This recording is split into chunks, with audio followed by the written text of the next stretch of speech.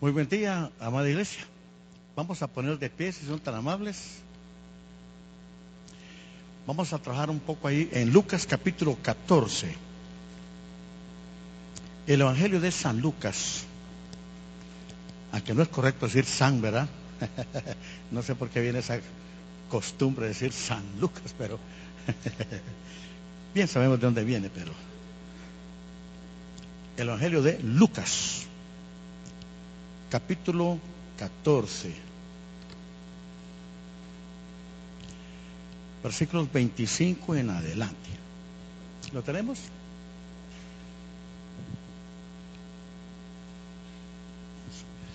Dice así la palabra de Dios. Lucas 14, capítulo 14, 25 en adelante. Grandes multitudes iban con Jesús y volviéndose les dijo: si alguien viene a mí y no aborrece a su padre y a su madre, y mujer e hijos y hermanos y hermanas, y aún también su propia vida, ¿qué dice? No puede ser mi discípulo. Y el que no lleva su cruz y viene en pos de mí, ¿qué dice? No puede ser mi discípulo. Porque ¿quién de vosotros, queriendo edificar una torre, no se sienta primero y calcula los gastos a ver si puede acabar la torre? No sea que después que haya puesto el cimiento y no pueda acabarla, todos los que vean comiencen a hacer burla de él, diciendo: este hombre comenzó a edificar, pero no pudo acabar. ¿O qué rey, al marchar a la guerra contra otro rey, no se sienta primero y considera si puede hacer frente con 10,000 al que tiene contra él 20,000? Y si no puede, cuando el otro está todavía lejos, le envía una embajada y le pide condiciones de paz. Así pues, cualquiera de vosotros que no renuncia a todo lo que posee, ¿qué dice? No puede ser mi discípulo. 34. Buena es la sal, mas si la sal se hiciere insípida, pues ¿con qué se sazonará? Ni para la tierra ni para el muladar es útil. La arrojan fuera. El que tiene oídos para oír, ¿qué dice? Oiga. Vamos a sentarnos si son tan amables.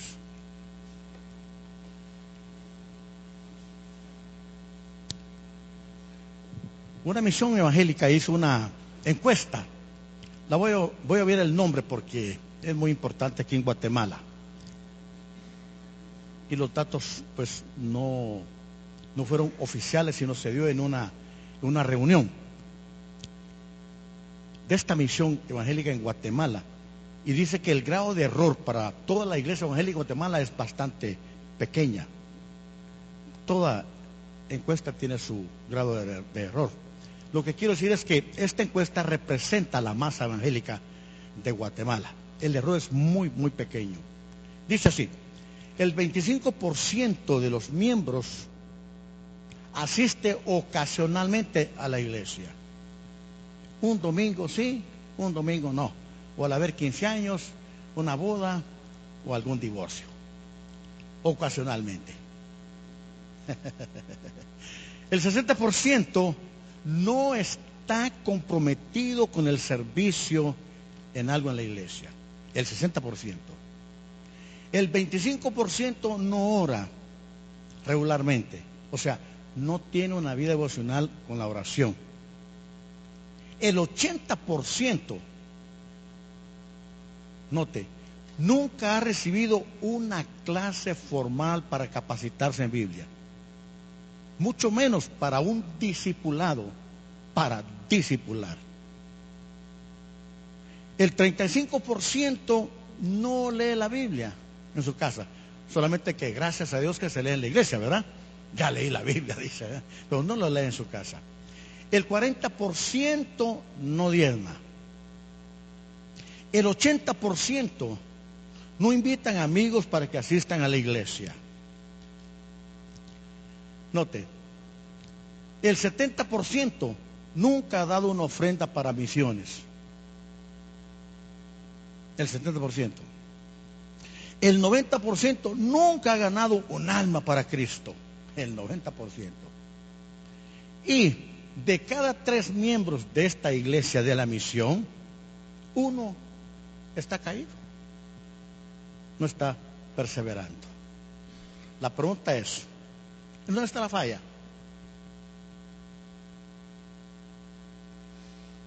Ahora bien, ¿cuál es la diferencia entre ser un cristiano y ser un discípulo de Cristo? Aquí vamos.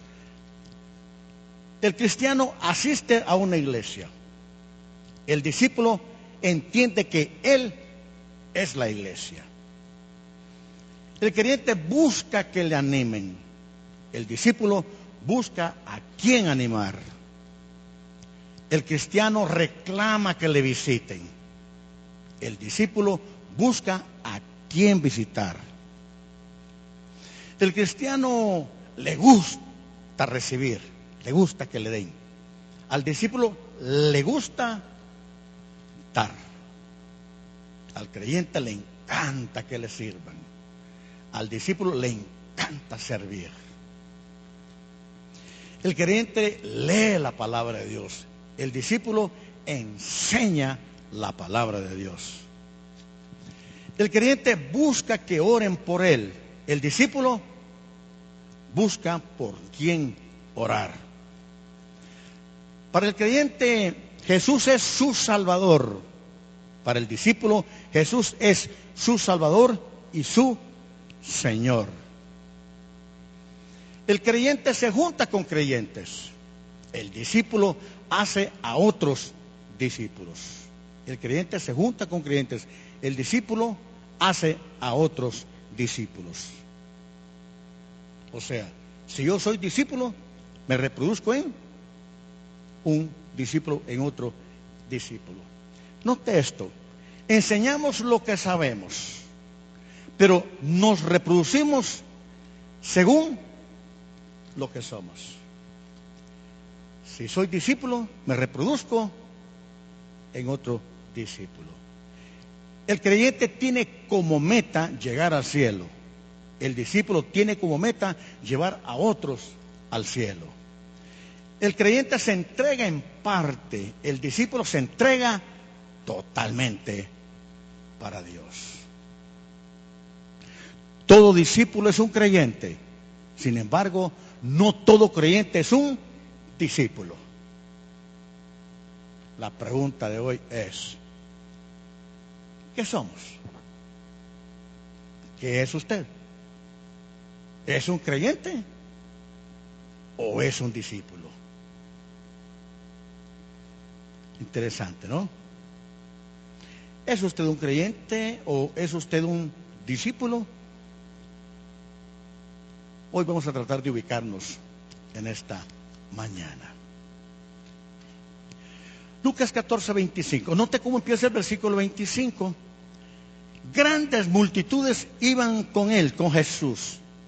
Y volviéndose, les dijo. Los evangelios nos relatan que fueron miles y miles de personas que buscaban a Jesús. Jesús siempre estaba rodeado de muchas personas. Mas, sin embargo, eso no los hizo discípulos. Note lo que dice el versículo 25. Grandes multitudes iban con él, pero no eran seguidores de él. Iban, pero no eran seguidores, solo admiradores o cualquier cosa, pero no eran discípulos. Cristo quiere discípulos. Y eso lo hemos estado viendo, estado escuchando las prédicas. Y todos nos han enfatizado, Cristo quiere discípulos. Es interesante que la palabra cristianos, ¿cuántas veces aparece en la Biblia? Cristianos. En Antioquía por primera vez, ¿verdad? A los discípulos se les llamó cristianos. La palabra cristianos en la Biblia solo aparece 3 veces. Y la palabra discípulos llegué a 267 veces.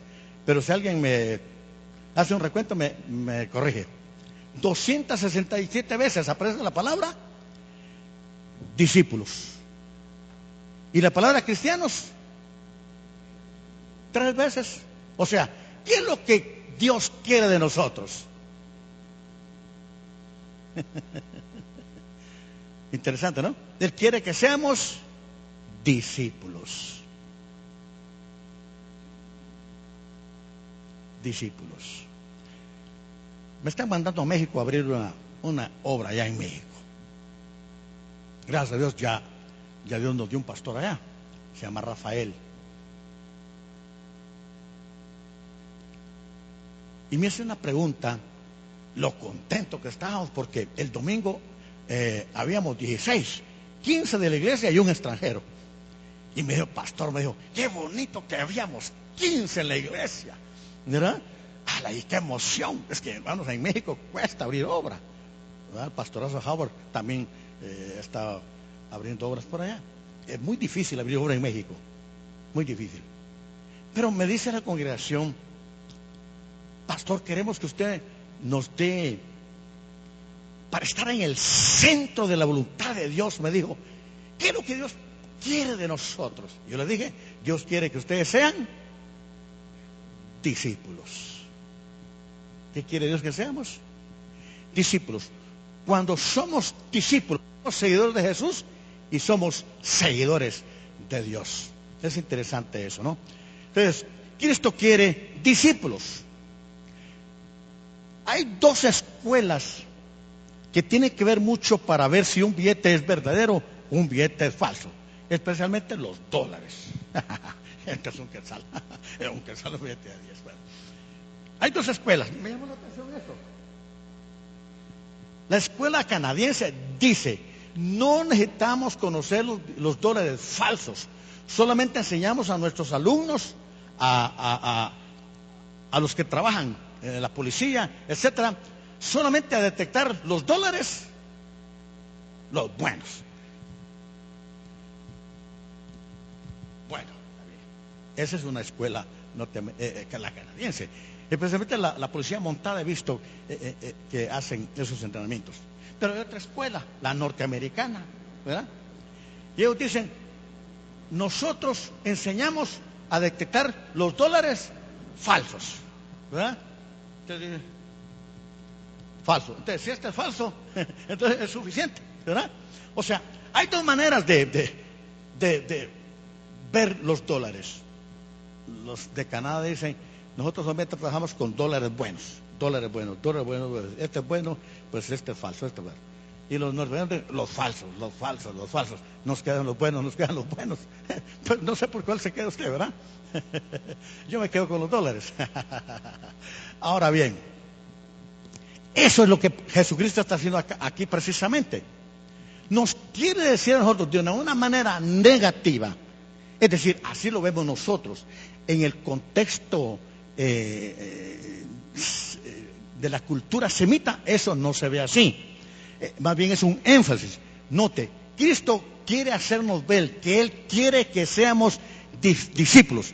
Y note cómo lo dice el 26. Si alguno quiere venir a mí y no aborrece, lo hace de una manera negativa, y no aborrece a su padre, a su madre y mujer, e hijos y hermanos, y aún también su propia vida, de una manera negativa, no puede ser mi discípulo, porque Él quiere que seamos discípulos.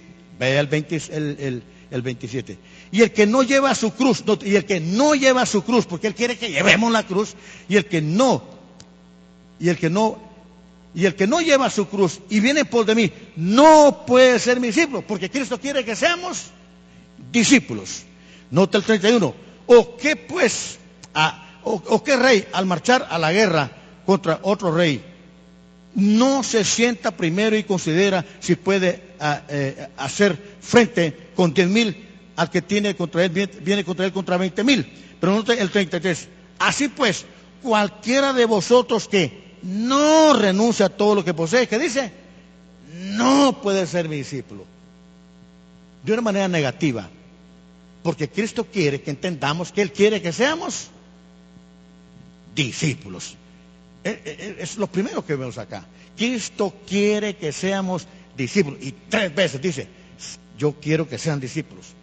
Yo quiero que sean discípulos. Yo quiero que seamos discípulos. Que seamos discípulos. Ahora bien, segundo punto.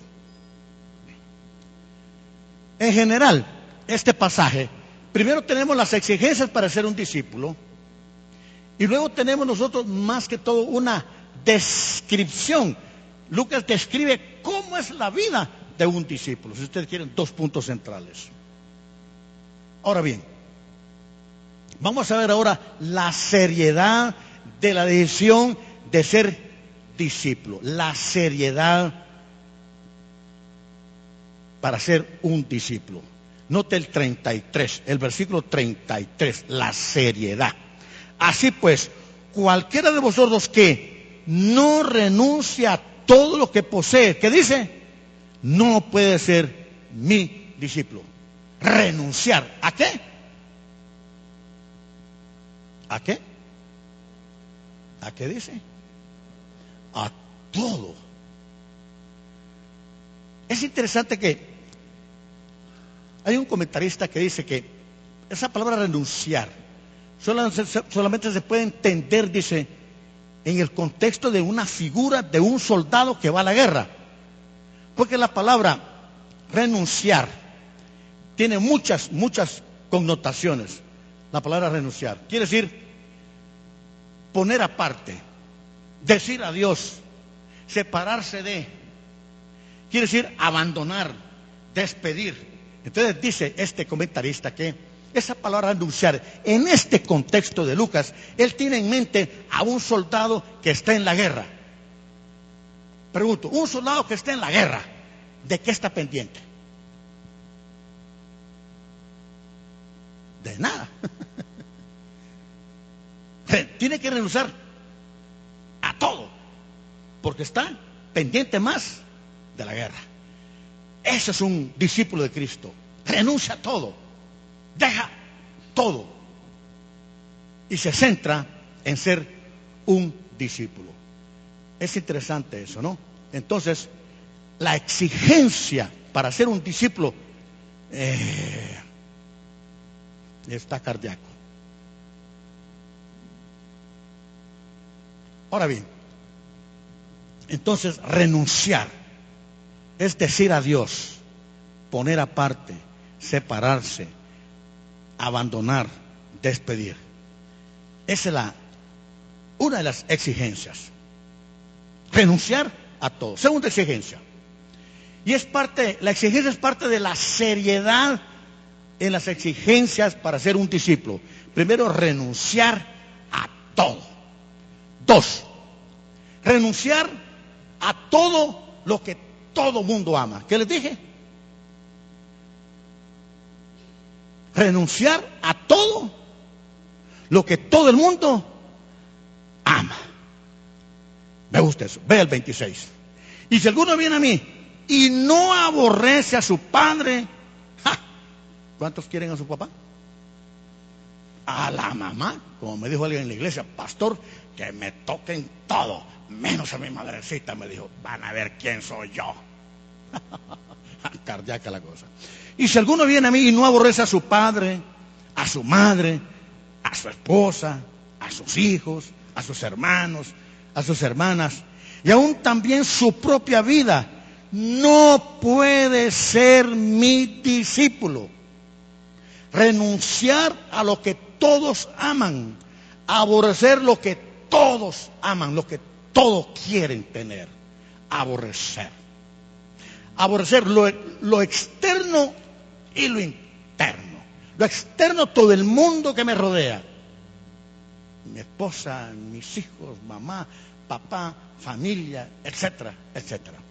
Y luego lo interno, que es lo más difícil.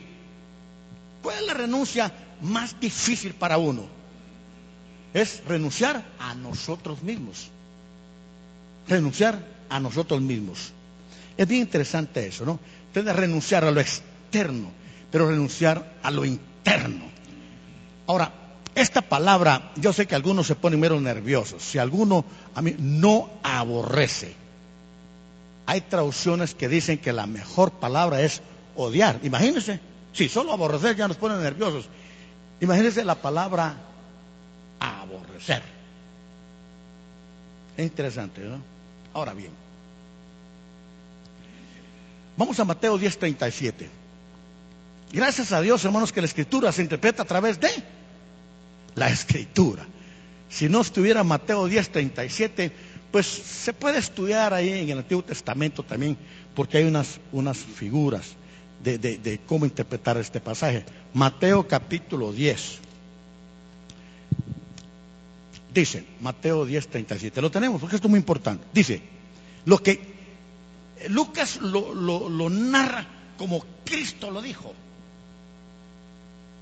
Lucas lo escribe como Cristo lo dijo en las investigaciones que él hizo, en las entrevistas que le hace a las personas.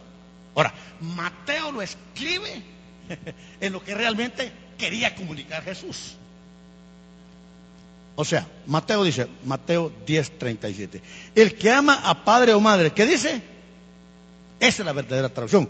Más que a mí. No es digno de mí el que ama a hijo, a hija, más que a mí, no es digno de mí. Interesante, ¿no? Eso es lo que quiere decir. Aborrecer es tocante a Dios o a Cristo, al Evangelio. Nada debemos de permitir que interrumpa. Si nos condicionan que si te haces cristiano evangélico, te despedimos, te echamos de la casa, te quitamos la herencia. No podemos permitir, tocante a Cristo, al Evangelio, a la salvación, que se interponga ni papá, ni mamá, ni esposa e hijos. En ese contexto, yo tengo que preferir más a Dios, a Cristo, el Evangelio. Ya tengo años de ser pastor, 40 años este año, 40 años de ser pastor. Empecé muy joven en Tecurután, Zacapa. No me preguntan qué predicaba. Dios es grande. Así me dijo, hermano Luna, todavía recuerdo su primer mensaje. Y me dijo, usted predicó, me dijo, de Jonás, me dijo. De Jonás. Bueno, ahora bien, pero ahí había un joven, hijo de un finquero. Y este joven empezó a ir a la iglesia. Y aceptó a Cristo. Cuando iba a la iglesia, no temblaba la familia, papá y mamá. Cuando él aceptó a Cristo y fuimos a bautizarlo, llegaron al río y me amenazaron. Pastor, usted es el culpable que nuestro hijo esté abandonando nuestra religión, que por ancestros, que por tradición, que el abuelo, que la mamá, todos aquí hemos sido católicos y usted jaló a nuestro hijo al nomás salir del río. Lo vamos a pencasear, me dijeron. Y hermanos, cuando dicen que lo van a pencasear, es que lo pencasean a uno, hermano. Ellos te sacaban una maga. Dicen, te voy a matar. Ya lo mataron. Después sabrían quién fue. Ay, hermanos, y yo ya no participé contento de los bautizos. Ya estaba nervioso. Lo cierto es que, gracias a Dios, pues, siempre hay hermanos carnales, ¿verdad? No son discípulos. Y el pastor Luna me dijo, si lo tocan, me dijo, me tienen que tocar a mí primero. Gracias a Dios, dije yo. Bueno, pero lo que les quiero decir es que a este joven lo echaron de la casa. Imagínense.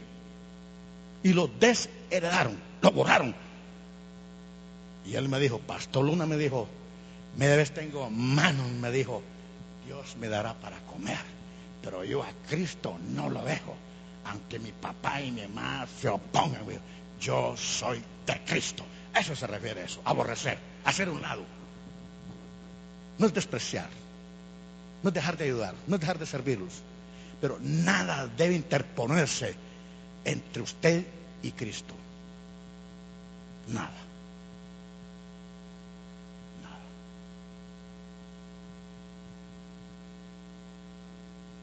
O sea que la palabra aborrecer lo explica Mateo, aunque es una manera semítica de expresar la preferencia para preferir algo por encima de, por encima de. O sea,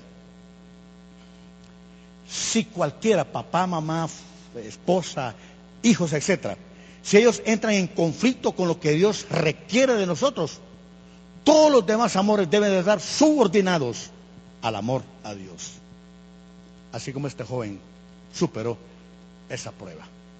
Ya cuando vieron que sus convicciones eran bien arraigadas, que realmente era un discípulo de Cristo, ya cuando se casó con una señorita de la iglesia, pues de regalo le dijeron: te volvemos a incluir en la herencia de la familia. Y a los 5 años ellos llegaron a la iglesia y se convierte toda una familia para Cristo, porque este joven realmente se hizo un discípulo de Cristo. Porque los discípulos hacen a otros discípulos. Interesante, interesante ese caso. Está en los anales de la historia del ministerio de la iglesia presbiteriana en Tecurután, Zacapa. Una familia convertida para Cristo, que eran los dirigentes de la iglesia tradicional ahí en Tecurután. Interesante eso, ¿no? Bien. Luego, en la parte interna, fíjense que la parte interna, y si no renunciamos, dice, ¿a quién? A nosotros mismos. Me gusta eso. Es algo muy, muy difícil. ¿Saben por qué?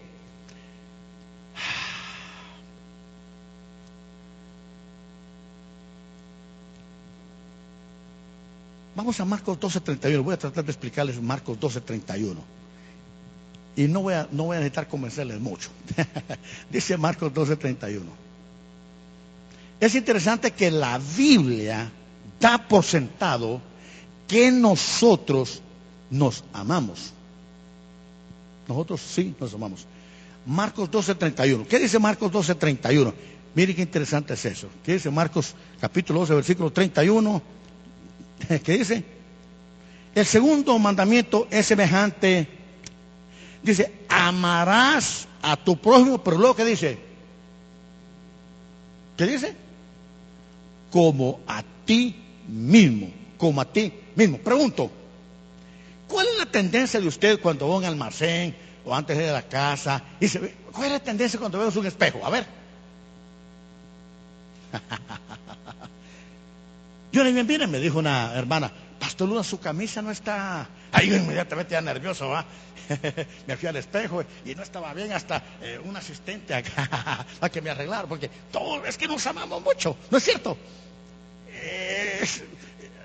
No salimos sin vernos al espejo. A ver, ¿quién salió hoy y no se ve el espejo? No importa la edad. Pastor, yo no me vi en el espejo. ¿Y por qué se ríen? ¿Saben qué dice eso? Nos amamos. Nos amamos. Nos amamos. Ahora, pero no es malo. Lo malo es que no puedo amarme a sí mismo más que a Dios. Yo mismo tengo que renunciar. Por eso el apóstol Pablo dijo, ya no vivo yo. ¿Y qué dice? Mas ahora vive Cristo en mí. Ya no vivo yo, mas ahora vive Cristo en mí. Si alguno viene a mí y no aborrece a su padre y a su madre, a su mujer, e hijos y hermanos, y aún también su propia vida, es lo más difícil de renunciar a nosotros mismos, Por eso el apóstol Pablo dice en Gálatas 2:20, ya no vivo yo, mas vive Cristo en mí. O sea, Pablo lo que está diciendo en ese texto es muy importante. Él dice, yo ya morí para mí mismo. Ya morí. Ahora vivo para Cristo. Ahora vivo para Cristo. ¿Cuántas veces nosotros hemos dejado de hacer algo para Dios? Yo no sé, pero aquí gracias no sucede eso. Aquí en esta bendita iglesia. En mi iglesia. Bueno, donde yo estoy, porque no es de nosotros, ¿verdad? Si juega el Barça y el Real, si es a las 11 el partido, yo, hermano Josué, le dije, hoy ¿cómo que bajó la asistencia? Y yo le dije, ¿y qué será? Ay, Pastor Luna me dijo, es que juega el Barça y el Real. Ahí predica corto, me dijo, porque yo también quiero ver que sea el segundo tiempo, me dijo. Renunciar a nuestros deseos, a nuestros gustos, placeres, intereses, prioridades. ¿Cuál es la peor adoración? ¿Cuál es la peor idolatría? ¿Cuál es el peor ídolo? ¿Cuál es la peor adoración? Es la egolatría. Nosotros nos amamos mucho, hermanos, pero no podemos amarnos más que a Dios. Si algo se interpone al amor a Dios, hay que renunciar, hay que morir para ello. Morir. Esas son las exigencias para ser un discípulo de Cristo. Entonces, eso no está muy fácil, ¿no? Y luego, amar lo que nadie quiere amar. Así dije. Amar lo que nadie quiere amar. Me impresiona eso, ¿no? Dice el 27, San Lucas 14, dice, y el que no lleva su cruz y viene en pos de mí, no puede ser mi discípulo. Amar lo que nadie quiere amar. Pregunto, ¿a quién le gusta sufrir?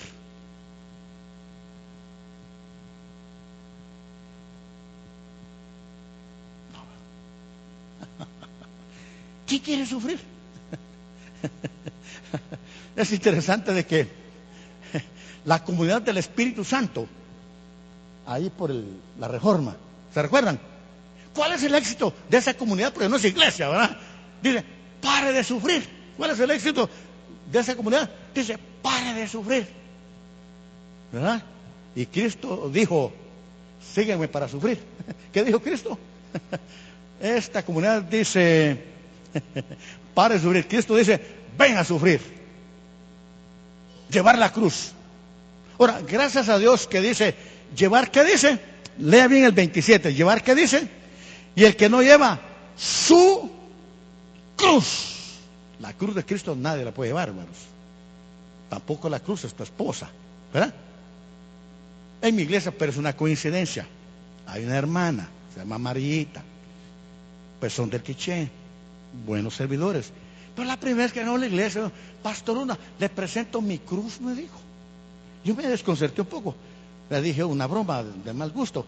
Yo me dijo, ¿cómo si, hijita? Le dije yo, es que mi esposo se llama Cruz, me dijo. Ah, ¿sí, no? Sí, me dijo. Cruz Pedro se llama. ¿Y por qué no se llama Pedro Cruz? Le dije yo, pero Cruz Pedro le pusieron, ¿verdad? Le presento mi cruz, me dijo. ¿Ah? Tu esposa no es tu cruz. Tu esposo no es tu cruz. El que no lleva su cruz.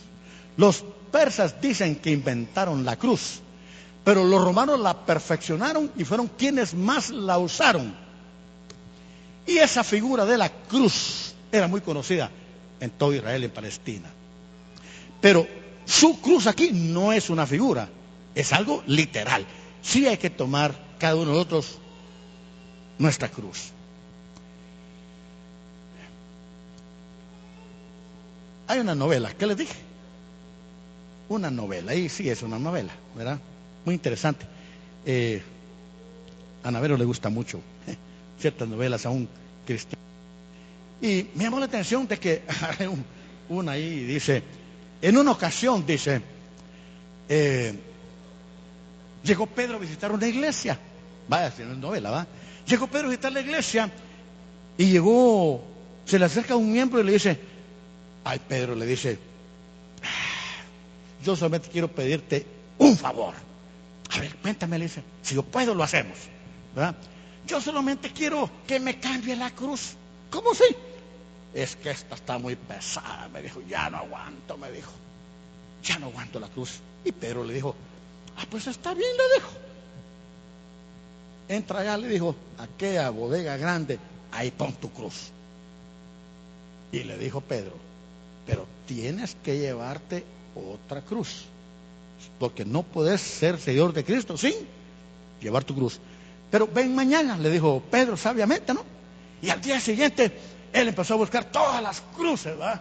Y ahora esta muy grande, está muy pesada, esta cruz está difícil. Y luego, contento, dijo, Pedro le dijo, ¿y aquella? Está bien, le dijo. La toma y le dijo, es la misma, le dijo. ¿Qué le dijo? Es la misma. No podemos cambiar la cruz. Dios le ha dado a usted su cruz y Él sabe cuál es. Pero Él sabe que sí la podemos llevar, porque Él no pone cargas más de las que no podemos llevar. La cruz que tú llevas es parte de la exigencia para ser un discípulo. Sufrimiento. En esos tiempos, cuando alguien llevaba la cruz, y noten que era una exhibición para que fuera un escarmiento, la gente cuando veía que alguien llevaba la cruz, ¿qué decía? Ese va a ir lo iban a morir, lo van a crucificar. Llevar la cruz es emprender un camino. El discipulado es un camino, es un proceso que conlleva también sufrir por Cristo, por la causa de Cristo.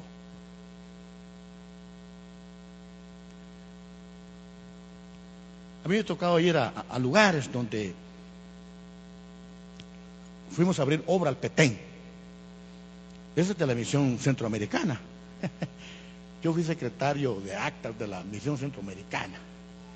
Y nos mandan a abrir obra en el Petén. Miren qué interesante es eso. A lo que yo le llamo sufrimiento. Se descompuso el bus, ¿verdad? Se descompuso el bus y eran como las 11 de la noche. Usted sabe, ¿no? Nos dieron un sándwichito, de esos estilos gringos, ¿no? Norteamericanos. Un sándwichito con jamón. Y a nosotros nos gustan nuestras tortillas, nuestras memelas así, dos huevos duros y 2 tomates ahí. Un sándwichito, hermanos. Bueno, de desayuno. Se descompone el bus como a las 11 para ir a almorzar. Y eran las 11 de la noche. No habíamos medio desayunado, no habíamos almorzado. Y a las 11, miren, cualquier cosa para mí es el hambre, ¿verdad? Es mi debilidad, la comida. Y yo le dije a un muchacho, Tomás Eliseo Martínez, un salvadoreño, que también era como yo, ¿verdad? Entonces, yo a Tomás le digo, fíjate que yo miro una lucecita allá a lo lejos, le digo, ya me voy a arriesgar. De repente nos venden, aunque sea tortillas con sal. Ay, vamos, Luna, yo no aguanto, y nos fuimos, ¿verdad? Y llegamos ahí, y nosotros, buenas noches, ¿hay alguien por aquí? Y nos contestaban. Y nosotros, allá, sí, salió una señora. ¿Qué le puedo ayudar? Fíjese, señora, le dije que nosotros ya nos dimos cuenta que el bus se descompuso, ¿verdad? Sí. Mire, le dije, usted no te hubiera ido a unas tortillas, le digo, aunque sea con unos huevitos duros. No llegamos para tanto, me dijo. Pescado sí tengo, me dijo. Aleluya, dijo, pescado para mí. Pero frito, me dijo. Y hermanos, nos van poniendo unos filetes de pescado, hermanos, solo pescado, con unas tortillas gruesas, memela le llaman, ¿verdad? Y hermanos, señora le dijo, tuviera otra. ¿Cómo no? Me dijo. No, nosotros le pagamos. Y nos van poniendo, hermanos, 2 filetes. Bueno, quedamos así nosotros bendecidos. Entonces dije yo, señora, dijo, no tuviera yo dónde lavarnos las manos porque, ¿verdad? No tenga pena. Me dijo, venga allá, me dijo, y había unos plásticos, unos recipientes de plástico. Y yo empecé a agarrar agüita con un guacal de morro. Así va. Ratito me cayó una gota por aquí. No le hice caso, dije, seguí. Ratito, otra gota. Dije, sangre. Ay, una gran cabeza de una gran mazacuata. Eso nos dieron.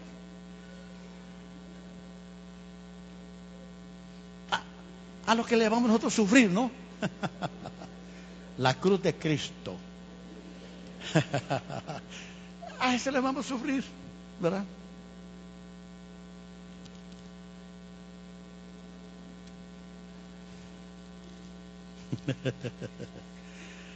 Cargar la cruz aquí no es una figura. Llevar la cruz es un verbo y es para toda la vida. El verbo está en tiempo presente. Es una experiencia para toda la santa vida. Lucas 9:23 dice que hay que tomar la cruz, dice Lucas 9:23, cada día. Y eso me impresiona. Lucas capítulo 9, versículo 23 dice que hay que tomar la cruz, pero me llama la atención que dice cada día.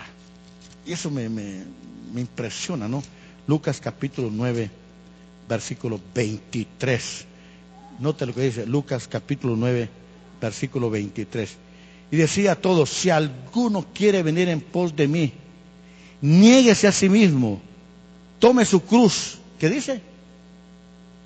Cada día tendremos nosotros experiencias para acordarnos que somos discípulos de Cristo. Somos discípulos de Cristo. Entonces es una experiencia cotidiana, es algo que hay que verlo cada día. Note su cruz. No podemos cambiar la cruz. Es la que Cristo nos ha dado. Luego, la seriedad en las exigencias para ser un discípulo de Cristo. Aquí Lucas usa tres figuras importantes. Usa tres figuras importantes para la seriedad en las exigencias del discípulo. Tres figuras muy importantes. Me llama la atención que estas figuras, pues, eran las más conocidas en esa cultura, en ese tiempo. Dice Lucas 14:28. Lucas 14:28. Dice el versículo 28. Porque ¿quién de vosotros, queriendo edificar una torre, no se sienta primero y calcula los gastos a ver si tiene lo que necesita para acabarla? Tres figuras las más conocidas en esa época, porque Cristo en la didáctica que usa es como que hay una poza ahí en el río y tira una piedra. Y el tema que él tiene es que quiere que entiendan bien qué es ser un discípulo. Y esa piedra hace la primera ola, la segunda ola y la tercera ola. O sea, está ampliando el círculo del conocimiento, porque Lucas le interesa dejar bien claro qué es ser un discípulo. Porque Cristo quiere acá discípulos intencionales, no discípulos accidentales. Quiere discípulos que sepan qué es un discípulo. Entonces es interesante que pone la figura de un constructor, y es una obra muy importante porque hay un cimiento,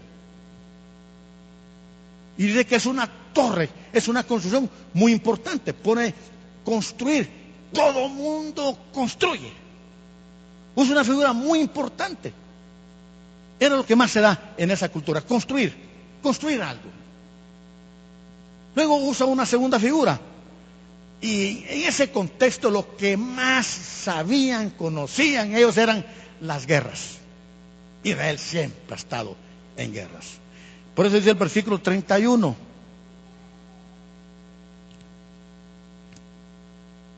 Lucas 14, dice que un rey que fue a la guerra. Es interesante eso, ¿no? Las guerras. Y luego nos pone a nosotros una figura muy conocida en el 31. ¿Y saben cuál es? La sal. Me llama la atención eso, la sal. Dice el 31.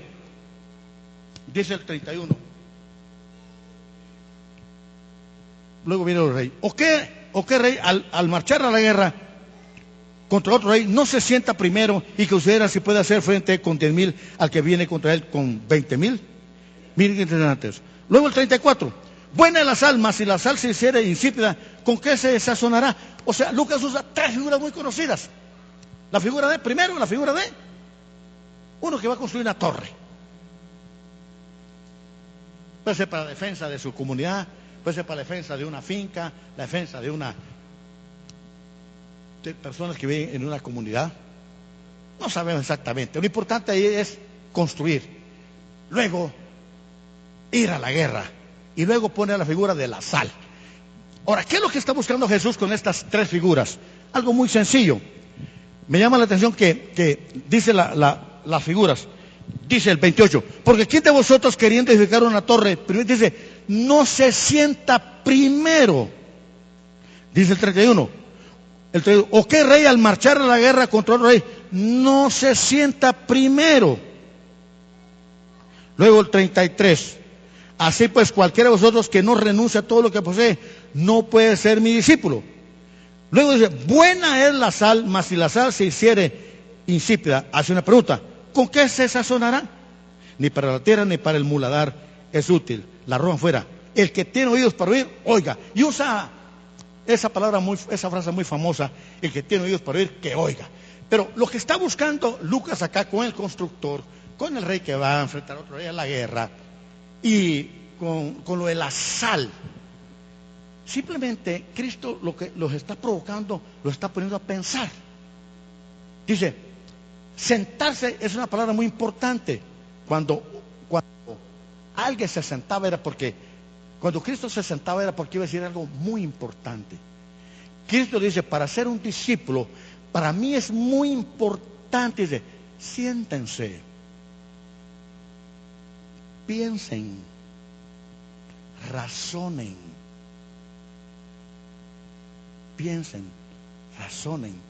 calculen. ¿Ya? Vean bien a qué se van a meter ustedes. Construir, hay que sentarse, hay que hacer un plan, hay que hacer un presupuesto, hay que pensar, hay que calcular. ¿Ve? Lo mismo en el campo de la guerra, pensar, reflexionar, evaluar, calcular, considerar. Y tenía que sentarse. O sea, Cristo dice, ustedes que me están acompañando, me llama la atención esa figura. Me gustaría hacerla acá, pero va a ser difícil. Pero no sé. No sé. Hay 10 que se atreven a ponerse de pie. Digo, hay 10 que se quieren ponerse de pie. 10. Usted, 3, 6, 7, 8. Excepto Phil, pónganse aquí, pónganse de pie. Vamos a hacer un ejercicio sencillo. Pónganse de pie. Ahora pónganse aquí. Está bonito el ejercicio. Así se nos despertamos. Vénganse aquí. Vénganse aquí todos, Julito, con su distinguida esposa. Bueno, dice que iba Jesús. ¿Jesús a dónde iba? ¿Iba adelante, a la par o atrás? ¿Qué piensan ustedes? ¿Qué es el 25? Lucas 14:5, ¿qué dice? ¿Alguien me lo lea? ¿Qué dice? Ajá. Entonces, ¿a dónde iba Jesús? Adelante. Entonces, sígueme, vénganse, sígueme aquí, sígueme todos. ¿Y qué agregaba más, no? Síganme, ¿cómo viene? Y luego Jesús.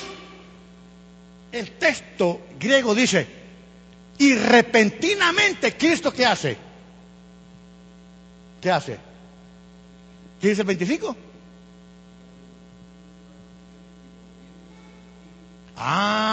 Pero el concepto es que todos iban contentos, emocionados, vamos con Jesús, aquí estamos con Jesús, y todos venían contigo, y cada vez se agregaban más. Entonces Jesús iba pensando, ¿esto será que me siguen porque quieren ser discípulos o me siguen solamente por curiosidad o por algunos intereses, pero no el verdadero? Entonces dice que Jesús de repente, ¿qué hizo él?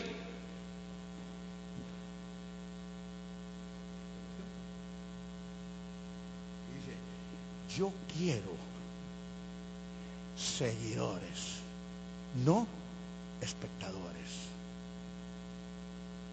Los detuvo. Interesante, ¿no? Cualquiera que venga más, venite vos. No, él dice, y les da 3 figuras importantes. La número 1, para construir una torre, ¿qué hay que hacer? Hay que hacer un cálculo, hay que hacer un plano. Siéntense. Piensen, ¿qué quieren ustedes? Y luego dice, ¿y para ir a la guerra qué? Más cardíaco todavía. ¿Cuántos tenés? ¿Cuántos tiene aquel? Ya hiciste una logística, ya tenés una estrategia, ya pensaste bien. ¿Cuál es la astucia? ¿Cómo vas a ganar esa guerra? No te vas a ir ahí a morir así nomás.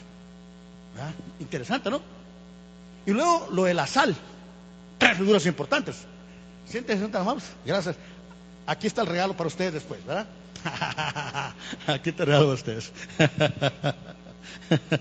Interesante, ¿no? Los pone a pensar.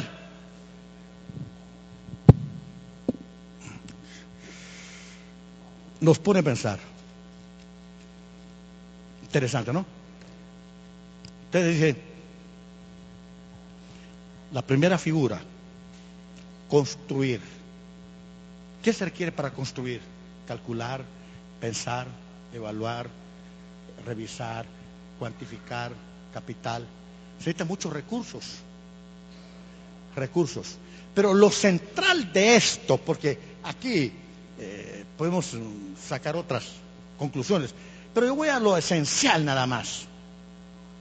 Lo importante de una torre que aquí nos dice Lucas es que lo importante es que el que va a construir empieza, pero debe de. ¿En dónde está el éxito de este constructor? Empezar algo, pero debe de terminar. Dice, si no terminas, qué ridículo, qué vergüenza. Ahora, ¿quieren ustedes seguirme y ser mis discípulos? Piensen. Van a construir una vida conmigo para ser discípulos. Es construir todo un discipulado para toda la vida. No permito, dice Cristo, que vuelvan atrás. ¿Quieren empezar conmigo un discipulado? ¿Quieren construir sus vidas en el discipulado? Piénselo bien, porque tienen que venir conmigo, tienen que iniciar y tienen que terminar. Sé fiel hasta la muerte. Es terminar. Eso es lo esencial. Por supuesto que hay recursos, todo hay que ponerlo para la causa de Cristo. 2, la guerra. Construir y terminar. De la guerra, ¿cuál es el costo? El costo de construir es, empieza con Cristo y tienes que terminar con Cristo. No puedes abandonar el discipulado. Y 2, la guerra. Esto no es fácil. Habrá oposición, habrá circunstancias difíciles.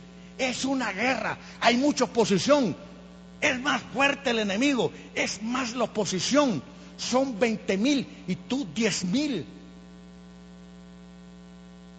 Tienes que arriesgarlo todo, tienes que arriesgar tu vida. Esto no es fácil, es parte de la cruz. Estar dispuestos al rechazo, a la oposición, a burlas, al desprecio, a dificultades. Pero tienes que ser un pacifista en los conflictos, en los problemas que te vengan. Te rechazan, te escupen, te abofetan. Un pacifista, tiene que ser un hombre de paz en el discipulado. Y luego, la sal.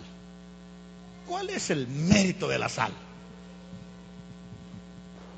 ¿Cuál es el mérito de la sal? Todo el mundo la quiere, todo el mundo la usa. No pueden vivir sin sal. Cristo dice, yo los quiero a ustedes, discípulos puros como la sal. No pierdan ustedes el sabor, no pierdan ustedes la pureza, no pierdan la calidad de la sal. Sean discípulos así, perennes conmigo. No pierdan ustedes esa esencia, la calidad de discípulos como la sal. Y así ustedes podrán sazonar, podrán ser ustedes ser importantes, podrán ser útiles, podrán ser valiosos. Pero si dejan las cosas de Dios, dejan de ser discípulos, pura sal. ¿Y la sal? ¿Cuál es el problema de la sal? ¿Se puede salar mal la sal? No. La sal no se puede salar. Yo quiero que siempre sean discípulos de sal, discípulos constructores, discípulos guerreros, que no se echan para atrás, que van hacia adelante. Esos son los que van y somos los que Dios nos va a usar para transformar a Centroamérica. Ahorita pues nos toca a México. Ahora, pregunto para terminar. Con esas demandas, con esas exigencias de Jesús, jovelito, me gusta que entrevistarlo. Con esas demandas de Jesús, Si a usted le hubieran predicado esas demandas de Jesús, ¿qué fuera hoy? ¿Un cristiano o un discípulo? ¿O no fuera nada? Gracias a Dios ha habido tiempo para volverse discípulo, pero la demanda es fuerte. ¿Qué demanda Jesús? Todo. Si lo hubiera evangelizado, Juanito, que usted quiere venir a Cristo, usted tiene que rechazar todo, abrazar a su papá, a su mamá, a su esposa, a sus hijos. Hermanos, es interesante, ¿no? Urge una reevangelización, porque no nos han evangelizado. Ahora el evangelio es una moda, y ese es el problema que tenemos. Todo ha sido gratuito, Sí, hermano, el evangelio live. Sí, interesante, ¿no? Ahora, me llama la atención, Joelito. Pregunto, ¿hay algún estímulo de Jesús para estos discípulos que los retan a ser discípulos? ¿Hay alguna oferta, alguna promoción? ¿Hay algún estímulo en todo ese pasaje? Búsquenme uno. ¿Hay algún estímulo? ¿No hay? ¿No hay? Y esos discípulos transformaron el mundo conocido de la época. Fueron exitosos. Porque si eran discípulos. Pregunto, ¿qué quiere ser usted en esta mañana? Ahora sí, ¿quiere ser un creyente o quiere ser un discípulo? ¿Qué queremos ser? Discípulos. Pero tenemos que pagar el precio. Bendiciones. Muchas gracias. Hasta su premio. Nos despedimos. Vamos a orar, ¿verdad? Pastorazo, nos bendice con la oración. Gracias, Eduardo. Señor, gracias por tu palabra, gracias por abrirla, leerla y, Señor, que hable a nuestra mente y corazón. Gracias por la oportunidad de conocer a Jesús y de seguirlo, que podamos ir en pos de Él todos los días, que estemos dispuestos y que cada vez haya menos de nosotros y más de Él en nosotros. Gracias, Señor, que vayamos esta semana y vivamos la misión. Por Jesús, el buen pastor. Amén. Que Dios nos bendiga, querida iglesia.